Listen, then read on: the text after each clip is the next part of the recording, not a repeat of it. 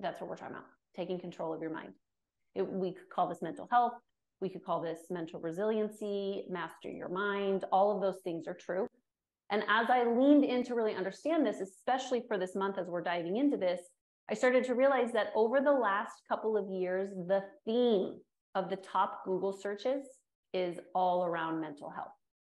It's the top searches. And we're literally, as people, Googling how to cope with difficult emotions, how to handle stress, how to stop panic attacks, how to cure depression, how to focus more. I mean, it's crazy obvious that we are in a world that needs answers.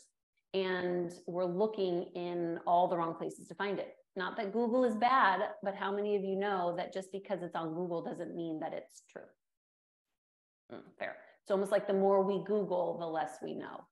So today, yes, we're talking about mental health, but I also want to talk about establishing a heavenly mindset. So if you're taking notes, that's what this is called. It's called establishing a heavenly mindset.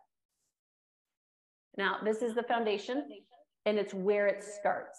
And what we have to understand about establishing a heavenly mindset is that it's not a nice idea. It's your sanity. Like it's actually not designed to make you feel good. It's designed to help you actually be good. It's also a part of your commission. Having a heavenly mindset is the commission that you're here to fulfill. We see it in Jesus's life. He was an example to us, and he actually wants us to model what we saw him do, which is him modeling what he saw the Father do, which is basically the will of God. If we look at John 5, verse 19, Jesus says to them, truly, truly, I tell you, which I feel like is, as a parent, that's a sign that we should be listening. Anyone else have to tell your kids something like, I don't know, 17 times to get them to listen? Jesus is saying, truly, truly, like, listen, listen, I'm telling you something that's important.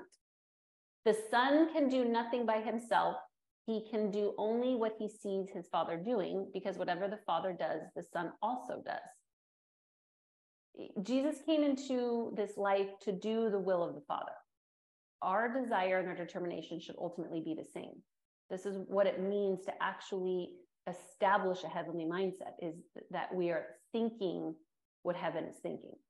And it's important because as we see in the book of John 15:19, it says, you do not belong to the world, but I have chosen you out of the world. John 18:36 says, my kingdom is not of this world. Reminder, we live in this world, but we are not of this world, which means we don't act like this world. We don't see like this world sees. We don't live like this world lives. And we don't think like how this world thinks. And some of us need to write this down. I live in this world, but I don't need to be thinking like this world. And I think that a lot of us are doing that. And today we got to create a few pattern interrupts so that we're not thinking like this world. I'm here to propose today that we actually need a mindset overhaul. We need a heavenly mindset so that we actually might do some earthly good. So let's establish, what is a heavenly mindset? What is it? How do we know if we have one? It's simple. It's on my shirt. Galatians 5:1 says, it is for freedom that Christ has set us free. Stand firm then, and do not let yourselves be burdened again by a yoke of slavery. So the result of a heavenly mindset is you will live free. Why? Because you are. John 8:36 says, if the Son sets you free, you are free indeed. John 10:10, the thief comes only to steal, kill, and destroy, but I have come that you might have life and have it to the full. So what does that mean? It means that a heavenly mindset will release you and I to live from a place of freedom, not because I always feel free, but because I am free. It's the basis of my existence. Why? Because I now, as a believer, live from heaven to earth. It's because so why are we not thinking that then? Like, if that's true, why is that freedom not showing up in my life? Well, let's just be really frank and rub us wrong just a little bit, is that there's no deficiency in scripture, which means the deficiency has to be within my mindset. Because if the scripture says that it's true, then it is true.